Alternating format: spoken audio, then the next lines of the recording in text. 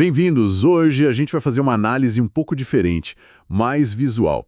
Vamos explorar juntos 3 fotografias ligadas a Russell H. Cornwell. Aquele da famosa palestra que depois virou livro Acres of Diamonds, né? Sobre encontrar valor onde a gente já está. Exatamente. As fontes hoje são só essas 3 imagens mesmo, talvez do livro, talvez de algum material relacionado, não sabemos ao certo. E a nossa missão aqui é tentar decifrar o que elas podem nos contar sobre o Cornwell, sabe? Sobre o contexto dele, talvez até sobre a origem das ideias dele, usando só essas pistas visuais. Interessante, um desafio de interpretação visual, então. Isso. Ok, vamos. Vamos começar a olhar isso aí. A primeira imagem parece que leva a gente bem para o começo da carreira dele, para os anos de formação. É uma foto preto e branco, claro, de uma construçãozinha de madeira, bem simples. Uma escola pequena, branca. Bem básica mesmo. Uma porta no meio, janelas dos lados. E a legenda é bem direta. The Berkshire Schoolhouse where Cornwell taught. Ou seja, a escola de Berkshire onde o Cornwell deu aula. Nossa, passa uma sensação de simplicidade mesmo, quase de lugar isolado, né? Pois é. Sem dúvida. E, olha, é justamente essa simplicidade que me chama a atenção aqui. Isso coloca a gente num cenário bem rural, provavelmente lá no século XIX, né? Mostra o Cornwell não como aquela figura famosa que ele viria a ser, mas como um jovem professor numa comunidade pequena. Sugere um começo bem modesto, sabe? Com o pé fincado ali na educação básica local. E esse termo schoolhouse é quase uma casa-escola, né? Um ponto central da comunidade. Exato, não é uma instituição grande, imponente. E eu fico pensando, sabe? Será que essa experiência inicial dele, ali, lidando com o potencial daquela gente naquela escala pequena, será que isso já não plantou a sementinha da filosofia dos acres de diamantes? Aquela ideia de que o valor está ali pertinho, não em lugares distantes. Será que foi ali que ele começou a sacar isso no dia a dia com os alunos, com a comunidade? Olha, é uma conexão bastante plausível, sim. Lecionar num lugar assim te força a focar no imediato, né? Em tirar o melhor do que você tem ali na mão. Verdade. E naquela época, a figura do professor era muito central, um pilar mesmo da comunidade. Alguém que guardava o conhecimento, a esperança. Essa posição de responsabilidade local deve ter sido muito importante para formar a visão de mundo dele. Faz sentido. Não era só um emprego, entende? Era um papel social bem significativo. Talvez essa imersão na vida da comunidade tenha sido tão importante quanto o próprio ato de ensinar. Essa ideia da dupla função, educacional e social, é boa. E falando em comunidade, em pertencimento, isso leva a gente para a segunda imagem, né? Aqui a gente tem uma casa. É visivelmente maior que a escola, uma residência térrea, mas o que chama atenção é aquela varanda enorme, coberta que vai de ponta a ponta na fachada, apoiada em colunas. Ah, sim, bem característica. E a legenda diz, Present Appearance of the Old Cornwell Home. Aparência atual da antiga casa do Cornwell. A sensação aqui já é outra, né? A gente sai daquela simplicidade total da escola para algo que sugere mais estabilidade, talvez um certo status, não? O que essa arquitetura nos diz? Marca uma transição clara, né? Do espaço público, profissional, da escola, para o espaço privado, o lar. E essa varanda ampla, ela é um elemento comum em certas arquiteturas americanas da época, muitas vezes ligada não só ao clima, mas também a um certo nível de prosperidade, de vida social. Era um lugar para receber visita, para olhar a rua, para participar da vida da comunidade, mesmo estando em casa. Entendo. Não chega a ser luxuosa, mas indica solidez, sabe? Que ele estava estabelecido ali na comunidade. Sim, uma presença. Mas olha que interessante, a legenda é crucial. Antiga casa. Isso diz pra gente que ele não ficou ali para sempre. Sugere uma trajetória, um movimento na vida dele. É verdade, o antigo ali. Pode indicar progresso material, claro, mas talvez indique também uma certa inquietude ou ambição que levou ele a buscar outras coisas, mesmo que a mensagem principal dele fosse sobre valorizar o que está perto. Fica a pergunta, né? Como essa aparente estabilidade se encaixa com uma vida que, a gente sabe, continuou evoluindo? Boa observação essa do antiga. Não é só um retrato de estabilidade, mas um ponto numa jornada maior. Pensando na linha do tempo, se a escola é o começo modesto e a casa é uma fase mais estabelecida, essa progressão faz sentido, né? Com aquela ideia americana de subir na vida, de se fazer. Uhum. Mas essa palavra antiga realmente adiciona uma camada. Uma sugestão de que mesmo aquele lar estabelecido era só uma etapa, não o destino final. Exatamente. A casa mostra o Cornwell ancorado na comunidade de um jeito diferente da escola. Mostra ele como chefe de família, proprietário, um cidadão com raízes visíveis ali. Só que a palavra antiga abre essa porta para a gente especular sobre o que veio depois e por quê. Será que a própria mensagem dos Acres of Diamonds que ele ia popularizar depois já não o impulsionava internamente a não se contentar, a continuar buscando o próprio potencial, mesmo que isso significasse deixar para trás um lar que parecia sólido?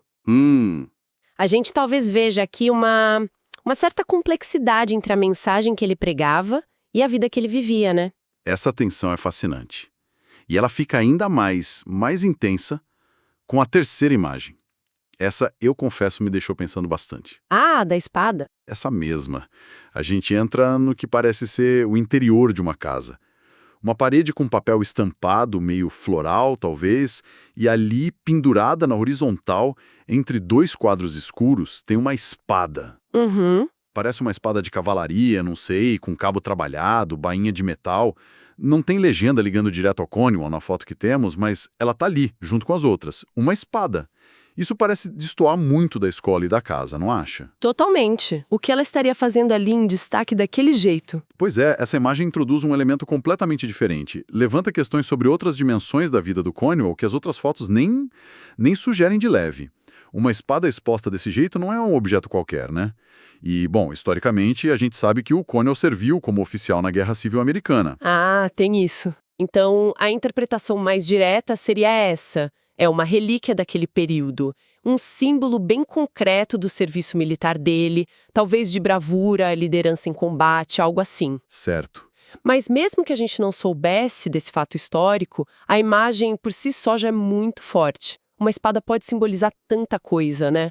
Honra, dever, proteção, conflito, poder, até tradição familiar. Sim, sim. E o fato de estar exposta de forma tão prominente, quase como peça central ali naquela parede, indica que ela tinha um significado muito profundo para quem morava ali.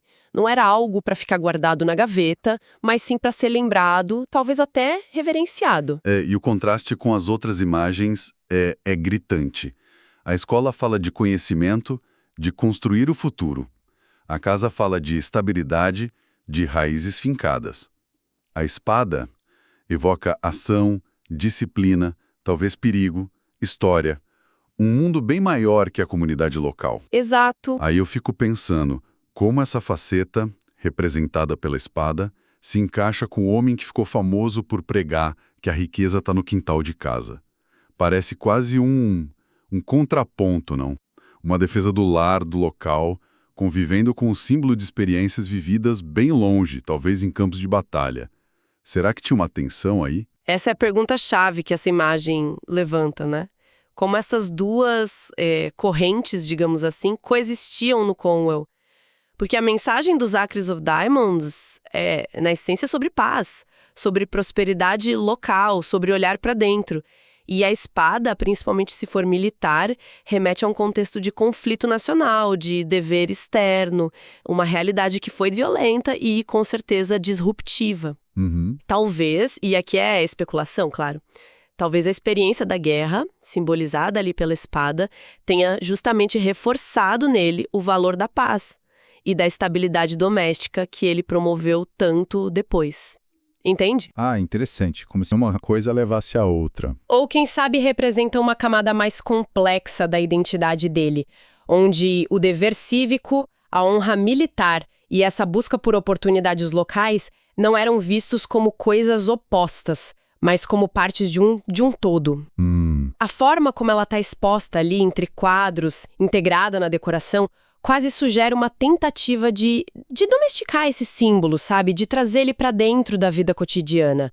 Não é uma arma pronta para ser usada, mas um memorial, Um lembrete. Um lembrete. Talvez um lembrete das provações que foram superadas, o que poderia, de fato, até fortalecer a mensagem de que as oportunidades devem ser agarradas onde a gente está, porque o mundo lá fora pode ser bem duro e perigoso. A espada poderia ser um testemunho silencioso do valor do próprio quintal. Essa leitura da espada como um contraponto que, na verdade, reforça a mensagem principal é bem interessante. Não como uma contradição, mas talvez como parte da experiência que deu peso, que deu perspectiva para a filosofia dele depois. Pode ser. Então, se a gente tentar juntar essas 3 peças visuais, o que emerge disso tudo? A gente tem o começo como educador dedicado, numa comunidade rural. Depois a imagem de um cidadão mais estabelecido, com um lar sólido, mas talvez já com um olho no futuro, né? Antiga casa. Sim. E por fim, esse vislumbre de um lado mais austero, ligado à história, ao dever, talvez ao conflito, simbolizado ali pela espada. Exatamente. O que emerge não é um retrato simples, de jeito nenhum. É mais um mosaico de experiências e identidades. A gente vê o Conwell comunitário, o construtor de lares, mas também dá para vislumbrar o Conwell que viveu eventos históricos maiores, que carregava consigo esses símbolos de honra, talvez de serviço. Essas imagens sugerem uma jornada pessoal que, de certa forma, espelha a própria história americana daquela época, né? Como assim? Da reconstrução depois da Guerra Civil, da importância da educação e da comunidade para reerguer o país, da busca por estabilidade e progresso individual. Faz sentido. E o mais fascinante é como só algumas imagens forçam a gente a ir além daquela figura pública meio unidimensional, né? Do palestrante motivacional. Elas convidam a gente a imaginar as experiências que o formaram, as possíveis tensões internas dele, os valores que moldaram o homem por trás daquela mensagem tão famosa. Uhum. A escola representa o plantar, talvez. A casa, o cultivar. E a espada, talvez o defender ou ter sobrevivido a algo. Juntas, elas oferecem um vislumbre muito mais rico, muito mais humano do Russell H. Conwell e do mundo que o formou. Sim. Elas sugerem que aquela simplicidade aparente da mensagem dos Acres of Diamonds pode ter nascido de uma vida com bastante complexidade, na verdade. É uma perspectiva muito mais rica mesmo do que só olhar as fotos como ilustrações, né? A gente percorreu hoje um caminho bem interessante partindo só de 3 imagens que, à primeira vista, parecem simples. Pois é. Uma escola rural, uma casa de família, uma espada na parede. E fomos extraindo delas pistas sobre a trajetória e a possível complexidade do Russell H. Conwell. Vimos como a simplicidade inicial deu lugar à estabilidade, mas já com sinais de movimento, e como um símbolo inesperado como a espada pode fazer a gente questionar e aprofundar o entendimento sobre o que moldou a visão de mundo dele. E isso talvez nos leve a uma reflexão final, um pouco mais específica, talvez. Essas imagens do Conwell lembram a gente que os espaços que a gente habita, os objetos que a gente escolhe para ter por perto, eles não são só cenários passivos na nossa vida, né?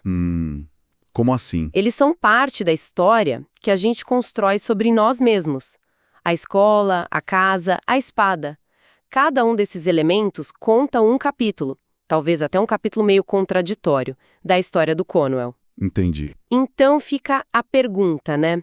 Pensando nos nossos próprios ambientes, nos objetos que a gente escolhe exibir, ou talvez os que a gente esconde, nos lugares que a gente chama de casa ou de trabalho, como eles estão silenciosamente narrando as nossas próprias complexidades, as nossas jornadas e, quem sabe, as nossas próprias contradições internas. O que essa curadoria que a gente faz dos nossos espaços revela sobre quem a gente é e sobre a história que a gente quer contar para o mundo. E talvez para nós mesmos.